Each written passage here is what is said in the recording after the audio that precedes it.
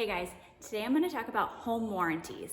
I think that there's a lot of miscommunication, misconceptions about home warranties, and I think that there's a lot of value in some cases in home warranties. So I'm going to chat and break those down today. First, we're going to talk about what home warranty is. We're going to give you pros and cons about my personal experience with a home warranty, and also when and when not I have educated my buyers to purchase a home warranty.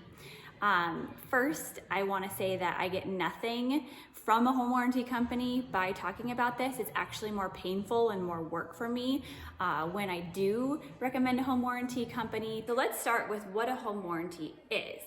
A home warranty, it covers the basic issues that could break in your house that could negatively affect your everyday functions, okay? You pay a one-time fee for the year. It's usually between $500 and $600, depending on exactly how much you want it to cover. If you have a pool, if you have multiple air conditioning units, and the overall square footage of your house, all of those factors go into it. But again, like I said, it's usually around $500 to $600 per year.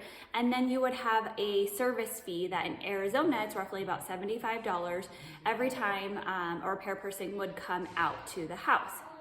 So the basic functions that they're going to usually cover are the air conditioning unit, the fridge, plumbing issues. Some less obvious things that they'll sometimes cover would be changing door locks. Like if you're a new buyer that just moved into the house, they'll change the locks for you. Garage door opener repairs, electrical, and pool pump.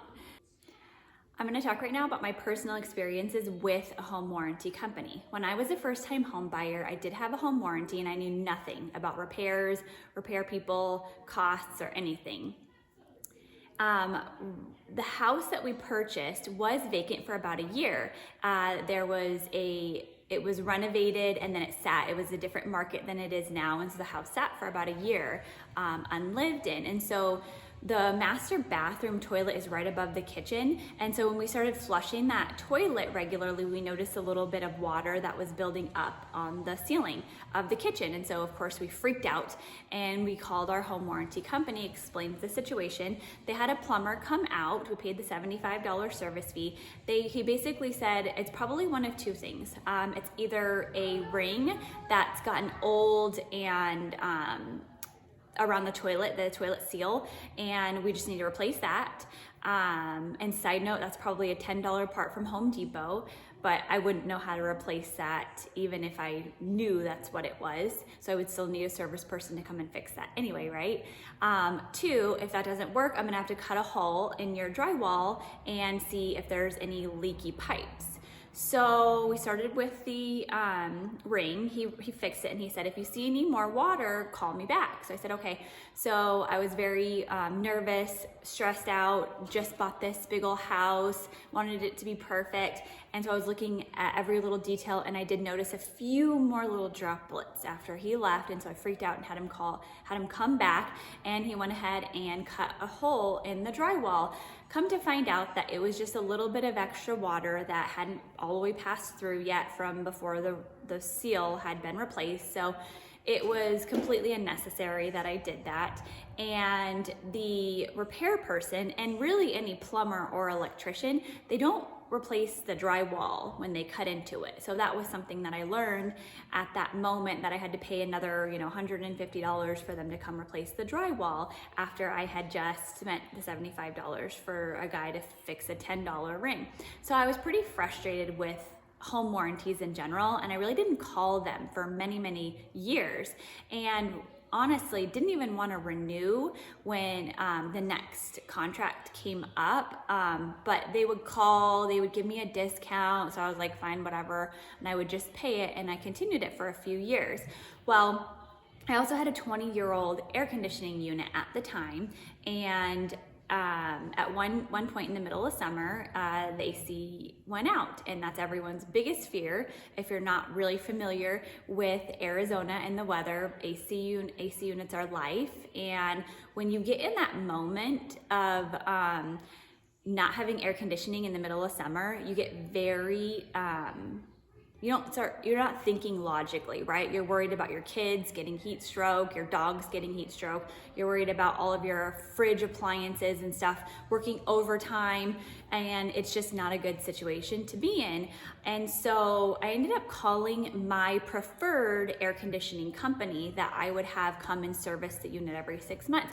And they're a top local company that does a great job, but they also have kind of a high price tag. They determined that, I believe it was my it was either the condenser or the capacitor. I know that those are two there's a large range of price between the two of those items, and I apologize, I don't remember which one it was, but it was one of those. And they ended up determining they could replace that with their service fee, a little warranty, a couple other little wires that they needed. It was gonna be about $500.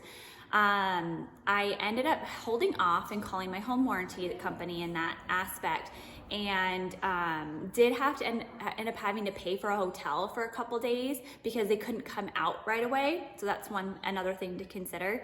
But when they did come out, they fixed it. They fixed the part. They only charged me the $75 service fee, and that AC unit was kicking for another couple years before we were finally able to purchase a new air conditioning unit. So in that aspect, they did really help me. Let's talk about, as a real estate professional, when I believe that it's a good idea to purchase a home warranty. Now, again, if you can negotiate it within the contract and get the seller to pay for it, it's a no-brainer. You're gonna add value in that aspect and get that warranty for your buyers, and obviously inform them what it covers and what it doesn't cover, and help educate them. That's super important.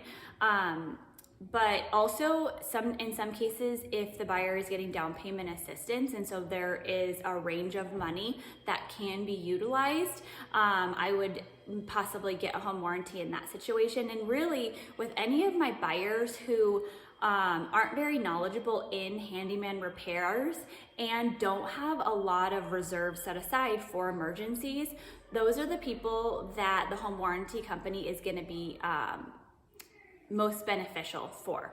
So in conclusion, if you are a small-time investor that maybe has a couple rental properties, but you don't have like a specific handyman that does everything that you hire directly, a home warranty might be good for you because you have renters in the property. They're probably not taking great care of the appliances in some cases, so having that little bit of buffer of just the $75 every time something breaks could really help you.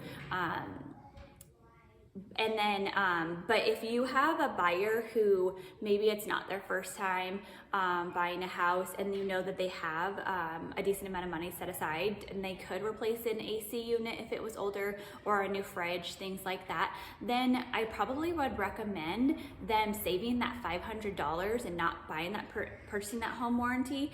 Also, a couple things that I forgot to mention: if your appliance is not functioning at its best, but it's still working, for example, my dryer is making a lot of extra noise right now, but it's still drying my clothes, that's not something that you can have the home warranty come and fix.